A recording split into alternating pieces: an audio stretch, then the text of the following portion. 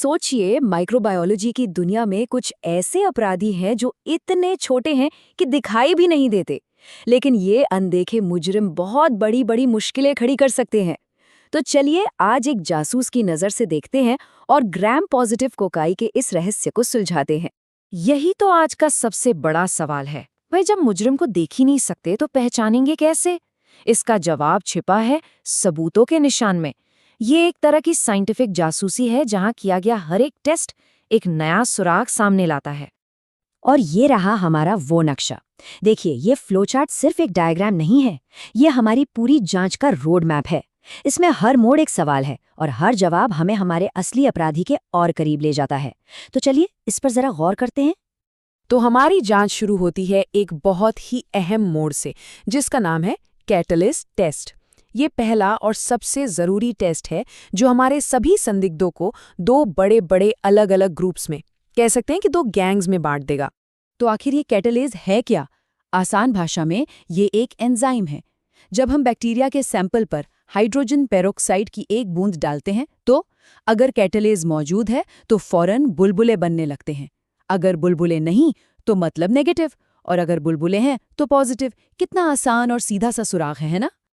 अब इस नक्शे पर दोबारा देखिए। सबसे ऊपर ग्राम पॉजिटिव कोकाई से शुरुआत होती है और फिर आता है पहला जंक्शन कैटलेज। यहीं से दो रास्ते निकलते हैं, एक पॉजिटिव प्लस और एक नेगेटिव माइनस। बस यहीं से हमारी असली जासूसी का खेल शुरू होता है। और देखिए, इस एक टेस्ट का नतीजा क्या कमाल करता है। अगर टेस्ट पॉजिटिव है तो हम स्टेफाइलोकोकाई गैंग से डील कर रहे हैं, और अगर नेगेटिव है तो हमारा सामना स्ट्रेप्टोकोकाई गैंग से है। अब हमारे पास जांच के लिए दो बिल्कुल अलग अलग लाइनें हैं। ठीक है, तो पहले कैटलेज पॉजिटिव वाले रास्ते पर चलते हैं। अब हम स्टेफाइलोकोकाई के इलाके में हैं, और इस गैंग के असली सरगना को पकड़ने के लिए हमें एक और टेस्ट की जरूरत पड़ेगी, जिसका नाम है कोएगुलेज टेस्ट। अपने नक्शे पर देखें तो हम कैटलेज प्लस से नीचे स्टेफाइलोकोकाई की तरफ बढ़ रहे हैं, और यहाँ अगला पड़ाव है कोएगुलेज टेस्ट। ये इस जांच का एक बहुत ही निर्णायक मोड़ है।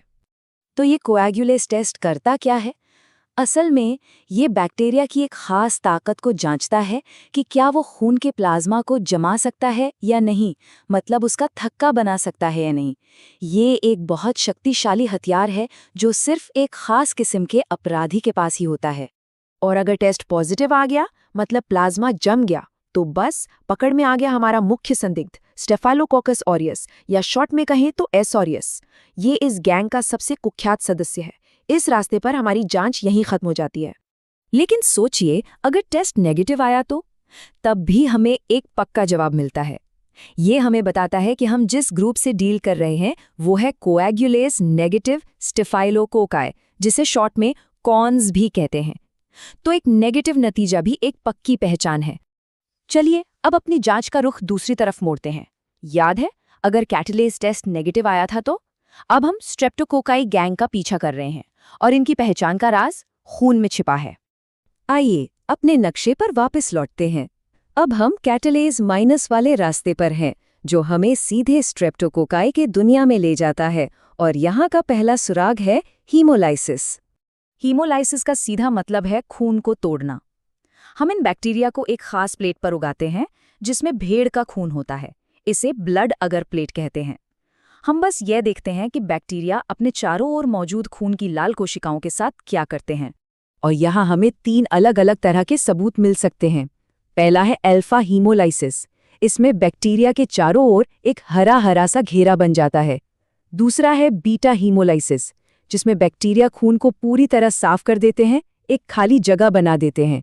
और तीसरा है गामा, जिसका मतलब है कोई हीमोलाइसिस नहीं, बैक्टीरिया खून को छूते तक नहीं। तो चलिए एक असली केस को हल करके देखते हैं। मान लीजिए पहला सुराग था कैटलेज नेगेटिव। फिर हमने देखा कि ये बीटा हीमोलाइसिस दिखा रहा है। हमारा अगला कदम है टेक्सो ए टेस्ट, जो ये जांचता है कि बैक्टीरिया एक खास एंटीबायोटिक के लिए कितना सेंसिटिव है। और अगर बैक्टीरिया सेंसिटिव निकला तो लीजिए, अपराधी पकड़ा गया। ये है ग्रुप ए स्ट्रेप्टोकोकस पायोजेनीज, जो गले में होने वाले स्ट्रेप थ्रोट का सबसे आम कारण है। तो अब देखिए, हीमोलाइसिस का हर नतीजा चाहे वो अल्फा हो, बीटा हो या गामा, हमारी जांच को एक बिल्कुल नए और अनोखे रास्ते पर ले जाता है। हर रास्ते पर आगे और भी खास टेस्ट होते हैं, जैसे टैक्सो ए, कैम्प या एस्कुलिन। हर टेस्ट हमें सही पहचान के एक कदम और करीब ले जाता है। तो हमने दोनों मुख्य रास्तों की पड़ताल कर ली है। अब ये समझने का समय है कि आखिर ये पूरी प्रक्रिया इतनी असरदार क्यों है। ये सिर्फ अलग-अलग टेस्ट के बारे में नहीं है, बल्कि लॉजिक और स्टेप बाय स्टेप सुरागों को जोड़ने की एक शानदार तरकीब के बारे में है। तो इस पूरी जासूसी से हमने क्या सीखा? पहली बात ये कि जो चार्ट मुश्किल दिखता है वो असल में आसान सवालों की एक लड़ी है। हर टेस्ट के साथ हम कुछ संभावनाओं को लिस्ट से हटा देते हैं और हमारी खोज आसान हो जाती है। और सबूतों के इसी रास्ते पर चलकर हम एक पक्की पहचान तक पहुंचते हैं, और यही पहचान डॉक्टरों को सही इलाज चुनने में मदद करती है।